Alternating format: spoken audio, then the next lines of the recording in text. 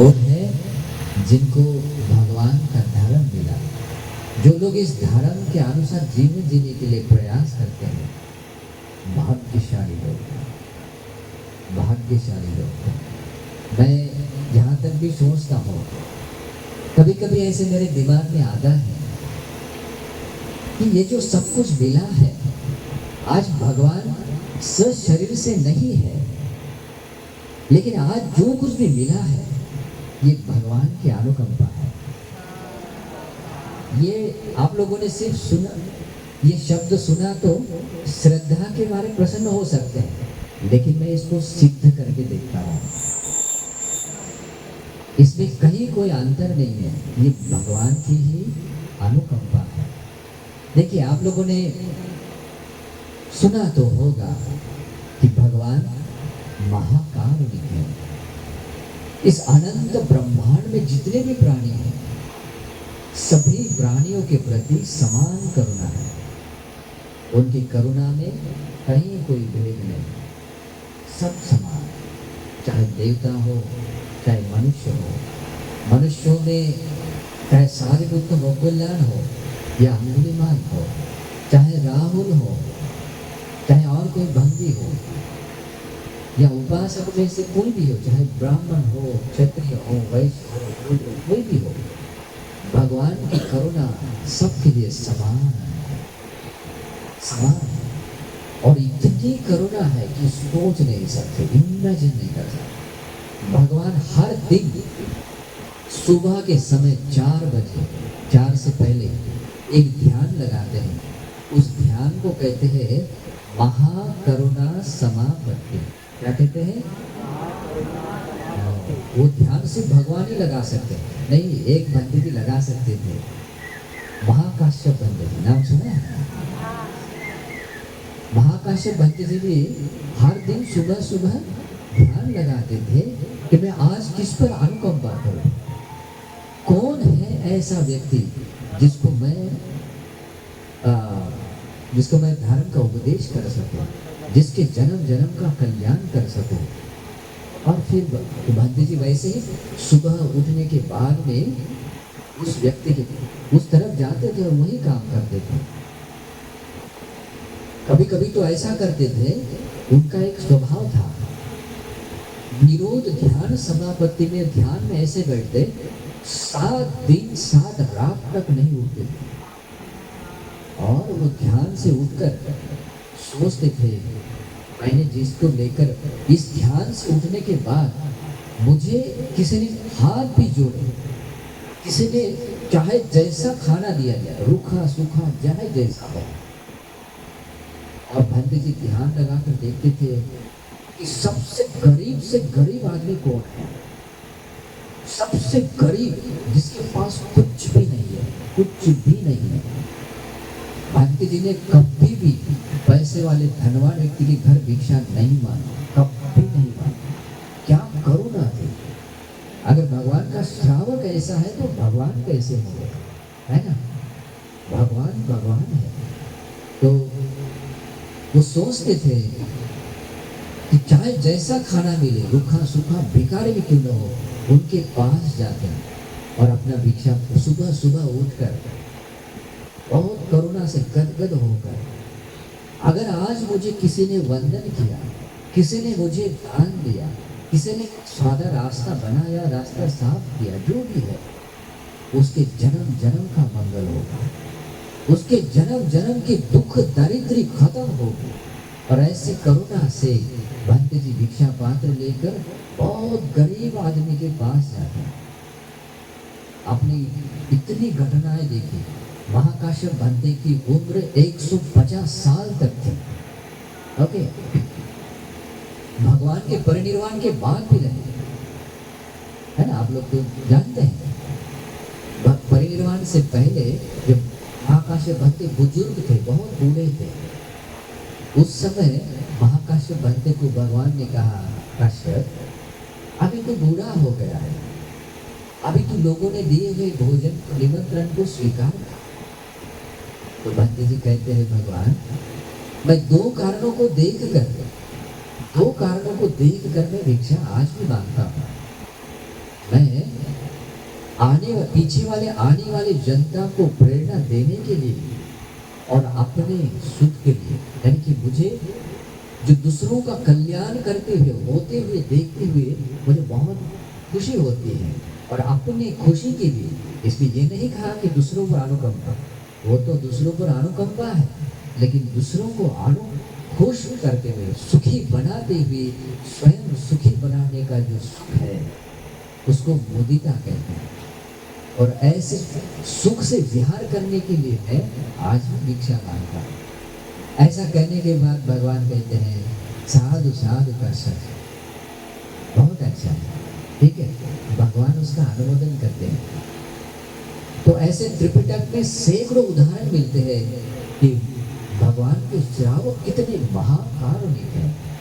सोचिए भगवान कैसे कारुणिक होते हैं। भगवान की महाकरुणा सोच नहीं सकते, कितनी बड़ी है। भगवान हर दिन, एक दिन ये भी बता देता हूँ, एक दिन क्या हुआ, महाकाश्यप पंडित जी ऐसे ही महाकरुणा समापन करुणा ध्यान से देख रहे थे, तो भगवान उनके पास में आते हैं, कहते हैं काश्यप, ये जो कर रहा है ये तेरा विषय नहीं है, ये बुद्ध का विषय है, क्योंकि भगवान ही एक ऐसा कर सकते हैं, है ना। ये तेरा विषय नहीं है, ये बुद्ध का विषय है कि जो सभी लोग सबों को देखकर उनका अनुकंपा की जाए। लेकिन एक श्रावक का लिमिटेशन है ना। तो ये बुद्ध ज्ञान बताने के लिए और यही बात दूसरों को भी प्रेरणा देने के लिए भगवान की महिमा बताते हैं। ये बुद्ध का विषय है ना। भगवान हर दिन सुबह के समय में महाकरुणा समापत्ति में बैठकर इस अनंत ब्रह्मांड के सभी प्राणियों को देखते हैं। महाकरुणा समापत्ति हर कोई व्यक्ति को देखते, कोई प्राणी भगवान की आंखों से ओझल नहीं होता। भगवान भूतकाल भी जानते हैं, भविष्य काल भी जानते हैं और वर्तमान भी देखते हैं। हो सकता है भगवान ने हमें भी ऐसे देखा हो। ओके, भगवान सब कुछ जानते हैं और भगवान देखते हैं इस 10,000 ब्रह्मांड में कौन व्यक्ति है जिस पर मुझे आज अनुकंपा करनी है, दया करनी है। चाहे एक व्यक्ति हो, चाहे 2 व्यक्ति हो, चाहे करोड़ व्यक्ति हो, भगवान है। एक समय में अगर 100 लोगों को भी अनुकंपा करनी है, उस पर दया करनी है, भगवान 100 जगह पर है। आपने कभी सुना होगा, मतलब ऐसे बहुत सारे वृद्धि प्रभाव आपने देखे होंगे, त्रिपिटक में तो बहुत है। एक घटना बताता हूँ। भगवान, जैसे कि भगवान ने 34 देवलोक में एक वर्षावास किया था, कि उनकी माता महामाया देवी जो तुषित देवलोक में देवपुत्र के रूप में जन्म हुआ, उस पर दया करने के लिए भगवान ने, यानी उसको धर्म देने के लिए 34 देवलोक में वर्षावास किया। भगवान वहां तो धर्म दे रहे हैं और भगवान मनुष्य लोक में भी धर्म दे रहे हैं। भगवान अनुदत्त ग्रह के आसपास में रहकर सारे बुद्ध भांति जी को, जो 34 देवलोक में अभी धर्म की देशना कर रहे थे, वही देशना सारे बुद्ध भांति जी को वहां मनुष्य लोक में भी दे रहे हैं। अभी ये बात सबको नहीं पता है। जैसे दूसरा बुद्धि प्रभाव देखा जाए तो जीवक के घर में भगवान एक बार भोजन के लिए गए। अभी भगवान सामने है और भोजन के लिए बैठे। 500 नहीं थे, 499 अरहंत बंदी जी थे, एक कम था 500 के लिए।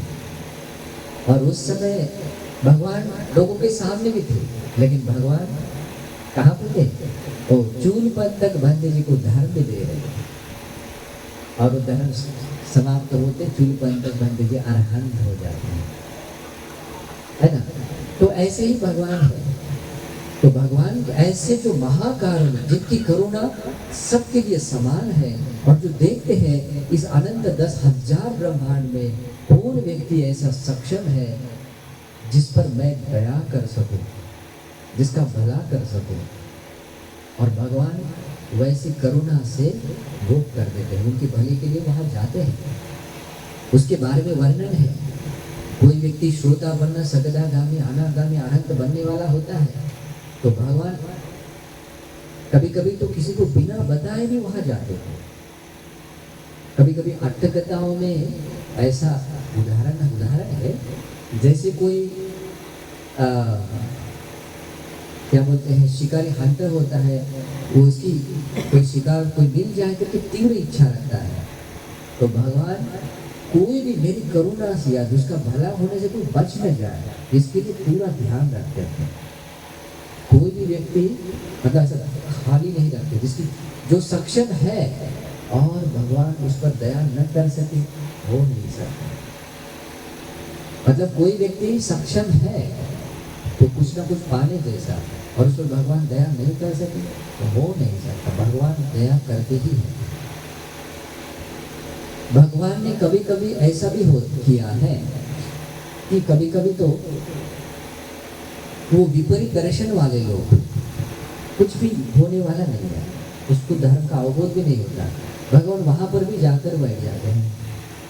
वहां पर अगर धर्म सिखाने से भी कुछ पल्ले नहीं पड़ने वाला, फिर भी भगवान वहां जाकर बैठ जाते हैं, कुछ ना कुछ बताते हैं। तो उसके बारे में भगवान ये देखते हैं, अरे इस समय में इसके भीतर कुछ भी न जागा हो, लेकिन आज नहीं तो कल कभी ना कभी पुण्य का बीज जागेगा, मतलब अंकुर हो जाएगा। तो धर्म का मतलब जो धर्म का बीज है, अवबोध है, वो थोड़ा अंकुरित हो ही जाएगा। इस अर्थ से भी भगवान उस पर भी दया कर देते हैं जो मतलब दूर दूर तक कुछ भी, अब हमारे जैसा देखा जाए, जैसे देखिए अंगुलीमाल गांधी जी, हम सोचते थे क्या तो उनको कोई माफ कर सके? नहीं, लेकिन भगवान है ना। या ऐसे कितने सारे ऐसे उदाहरण हैं, जिन उदाहरणों में ऐसा देखा जाता है कि वहां पर कुछ भी साध्य नहीं हुआ, लेकिन फिर भी भगवान वहां जाकर आए, उपदेश देकर आए। देखो, मैं एक सीक्रेट बात बताता हूँ, ये बात ज्यादा लोगों को पता नहीं है। जो धर्म के रास्ते चलने के लिए रोकने वाला प्राणी है ना, जिनको मार कहते हैं, भगवान उस मार की परिषद में जाकर भी भगवान कहते हैं सैकड़ों बार मैंने उनको प्रवचन दिया है। ओके, तो सोचिए बाकी जो अच्छे लोग हैं, फिर उन पर तो भगवान जरूर दया कुछ की होगी, है ना। तो ऐसे ही सभी सम्यक संबुद्ध महाकारुणिक है, और उन महाकारुणिक भगवान के समय में उनकी करुणा दृष्टि से कुछ तो भी ऐसी दृष्टि से आया होगा, हम आए होंगे, जिनकी करुणा से दया से आज हम इस बुद्धि शासन में मनुष्य लोग में है, उनको शरण गए हुए श्रावक हैं। और भगवान बुद्ध एक जिनको दया करने वाले होते हैं, वो कैसे भगवान की दृष्टि कैसे उन पर कैसे पड़ती है पता है? जैसे घना अंधकार हो, और उस घने अंधकार में कोई छोटा सा दिया या छोटा सा जुगनू, अगर ये करता है, लाइट देता है, दिया कितना छोटा है, समझो इतना बड़ा भू प्रदेश है, उसमें छोटा सा दिया है,